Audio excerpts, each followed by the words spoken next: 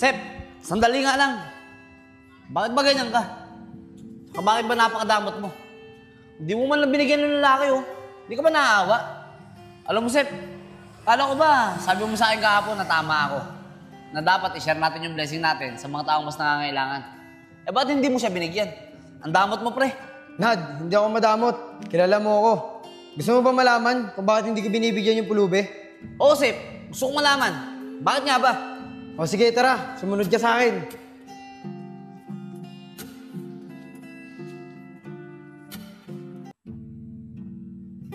Sep, siya nga pala. May good news ako sa'yo. Bayaran ko na lahat ng utang ko. Di tulad nung nakaraan, halos baon na baon ako sa utang eh. Bukod pa ron, may pera pa akong hawak ngayon. O di ba? Kahit pa paano, wala na akong problema. Ganun ba, Nad?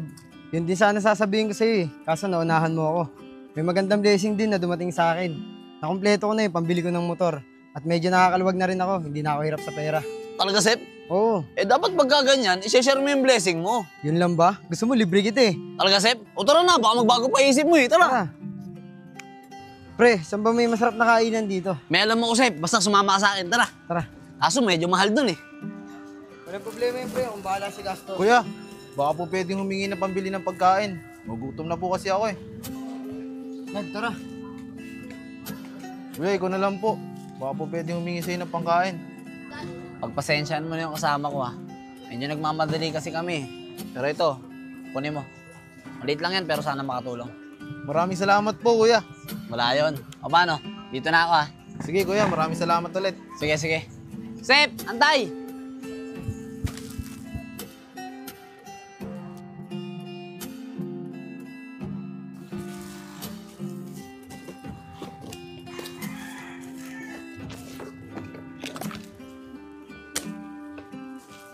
Nagutom na ako.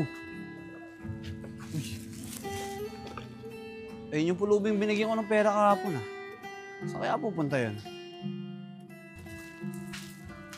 Kuya, pwede ako humingi ng pangkain?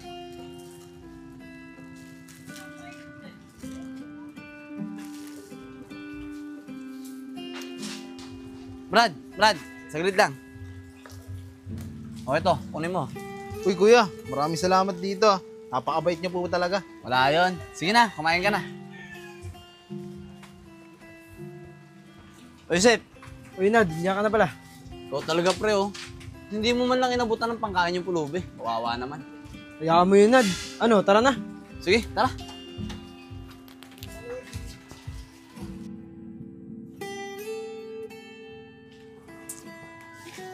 Ang oras na pala. Nalit na ako sa usapan namin ni Joseph ha. Doon ba kaya yun? Sep? Joseph? Sep, nandiyan ka pa ba?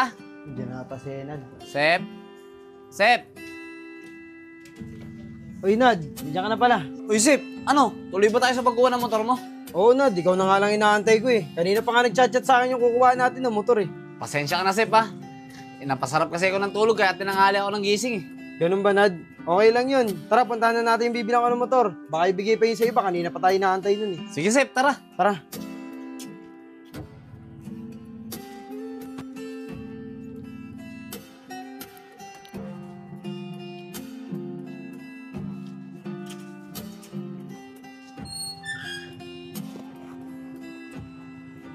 Sep, kanina pa tayo lakad ng lakad eh. Saan daw ba banda yun? Dito lang daw banda yun. Nasa bungod lang daw siya ng subdivision eh. Lakad pa tayong konti. Baka makita na natin. Oh, ayun na ata si Kuya eh. Hey boss, kayo po ba yung titingin ng motor? Oo, Kuya. Kami po yun. Sige boss, dito po tayo. Tara po. Dito po tayo boss. Ito po yung motor boss, check nyo na lang po. O, Nad, check mo na. Wala akong alam sa motor. Ikaw na bahala. O sige, Sep, ako na bahala. Ay, boss, pwede po bang matesting muna yung motor? Eh sige po boss, walang problema. Ito po yung remote. Salamat, boss ha. Start ko muna.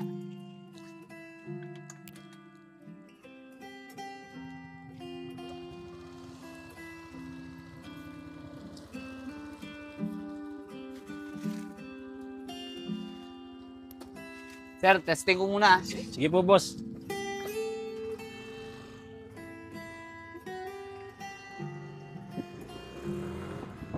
Ay boss, baka gusto niyo pong i-check yung papel. Ito po.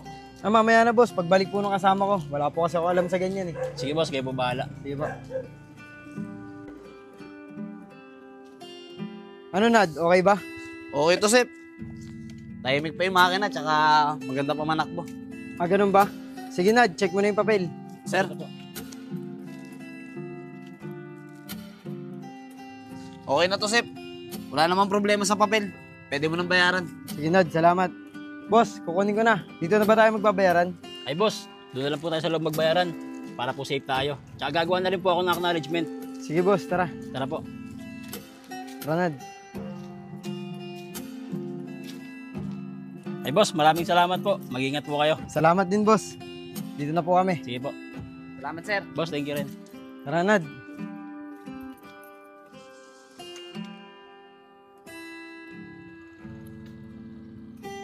Boss, dito na kami. Boss, ingat po. Thank you, sir. Thank Thank you. you, thank you.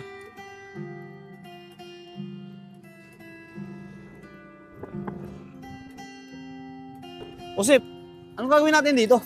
Merienda muna tayo Nad, lilibre kita. Yun ang sinasabi ko sa'yo, pre. Ang gusto ko. Tara. Iba na talaga pagka galante.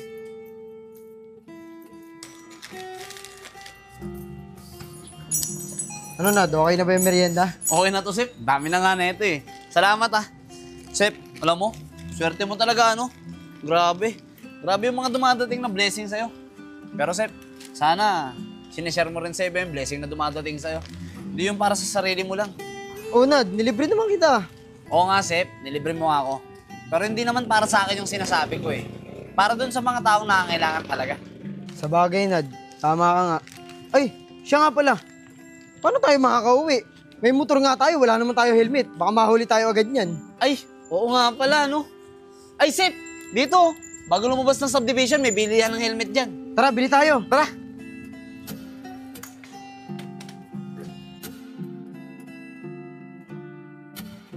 Sep, ano ba kasing gagawin natin sa bahay ng tita mo? Magpapatulong lang mag-out ng gamit si tita. Lilipat na kasi sila sa bago nilang apartment eh. Eh, Sep, ba't kasi di pa tayo nagmotor eh? Ayun na nga pre, gusto ko rin magmotor. Ang problema, hiniram ni Utol, mamayang gabi pa uwi nun. Sayang naman. Sa bagay, Sep, malapit lang naman ano. Tara. Tara. Ay, Sep, naalala mo ba yung sinabi ko sa'yo kahapon? Yung dapat i-share mo yung blessing mo sa mga taong mas nangangailangan talaga. Ayan oh, abutan natin kahit pa paano. Naku Nad, kung magbibigay ka, magbigay ka. Huwag mo na akong idamay dyan sa mga gusto mong gawin.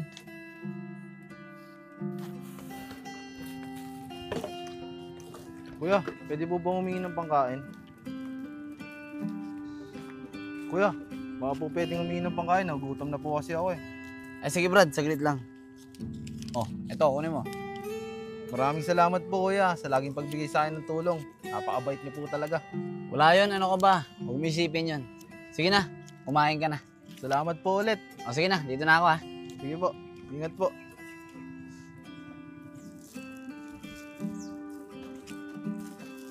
Sep, sandali nga lang. Bakit ba ganyan ka? Bakit ba napakadamot mo? Hindi mo man lang binigyan ng lalaki oh. Hindi ka ba naaawa? Alam mo Sep, kala ko ba, sabi mo sa akin kahapon na tama ako. Na dapat i-share natin yung blessing natin sa mga taong mas nangangailangan. Eh ba't hindi mo siya binigyan? Ang damot mo pre. Nad, hindi ako madamot. Kilala mo ako. Gusto mo ba malaman kung bakit hindi ko binibigyan yung pulube? Oo Sep, gusto kong malaman.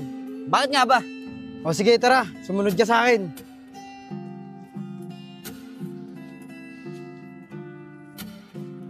Pagkampira ko na yan, ha? Uy, sali ako dyan. Bakit? May pera ka na ba, Isko? Oo, Nico, nakapanlimos na ako. O sige, tumaya ka na rito. Oh, ito na. Titira ko na, ha? Sep, saan pa kasi tayo pupunta? Basta, sumunod ka lang.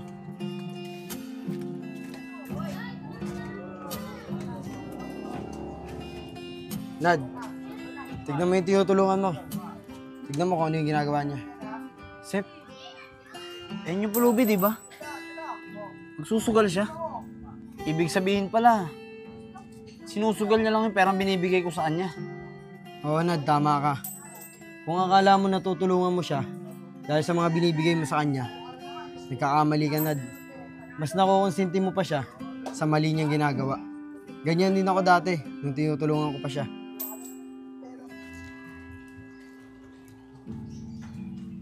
Kuya, palimos po. Pangkain lang. Hindi pa po kasi ako kumakain eh.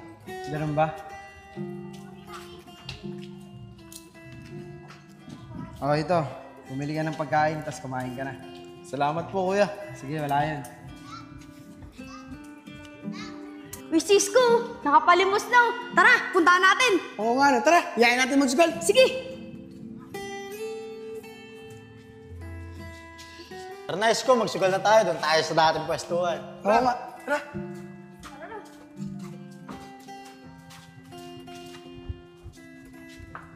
Kaya Isko, Sige, laro ko na yung 20. Sisko muna, patayin mo muna, Sisko. Ganyan lang pala ginagawa niya sa nalilimos niyang pera. Tara na, Isko. Nasusugal lang niya. Akala ko rin noon natutulungan ko siya. Pero simula nung nakita ko siyang ganyan, doon na ako tumigil ng pagbigay ng tulong sa kanya. Pero Nad, kung gusto mo talaga siyang tulungan, huwag mo siyang bigyan ng pera. Tulungan mo siya sa ibang paraan. At iiwas mo siya sa ganyang gawain. Yun na mas magandang tulong na may bibigay mo sa kanya. Hindi ko alam, Sep eh. Magulo pa isip ko dahil sa nakita ko. Pero siguro, pag-iisipan ko muna. Tara. Tara na.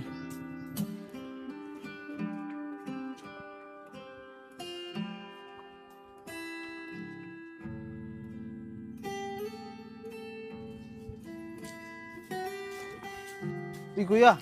Baka po pwede makahingi ulit ng pera. Pangkain ko lang. Ay, pasensya ka na. Hindi na kita mabibigyan ng pera. Dahil alam ko na kung saan mo dinadala yung mga perang binibigay ko sa'yo. Kuya, sorry po. Wala na sa akin yun. Pero gusto mo talagang tulungan kita, sumama ka sa akin. Isasama kita dun sa trabaho pinapasukan ko. At sana, doon, mabago mo na yung buhay mo. Talaga po, kuya. Sige po, sasama po ako. Maraming salamat po.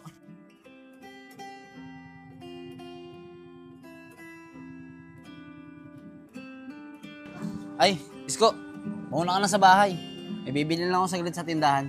Sige, kuya Nad. Una na ako. Sige, sige. Kuya, baka po pwede makahingi ng konting barya. Pabibili ko lang po ng bigas. Di pa po kasi kami kumakain ng mga kapatid ko eh. Uy, si Isko yun ah. Ano yung gagawin niya? Sige na po kuya, kahit barya lang po.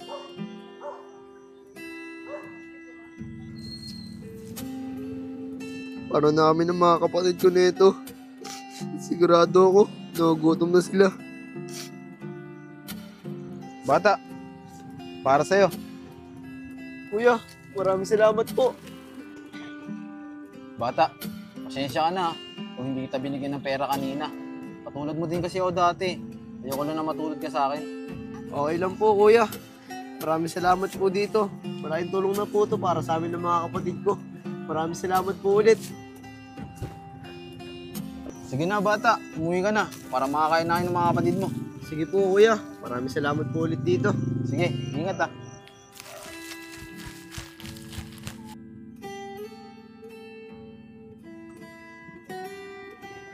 Ayos, Isko. Ayos yung ginawa mo. Proud na proud ako sa'yo. Maraming salamat, kuya. Hindi dahil sa mga tulong mo, hindi ko din magagawa yun eh. Wala yun, ano ko ba? Tara, pina tayo sa bahay. Gugutom na ako eh. Tara, kuya. Nagugutom na din ako eh. Tara. Tara.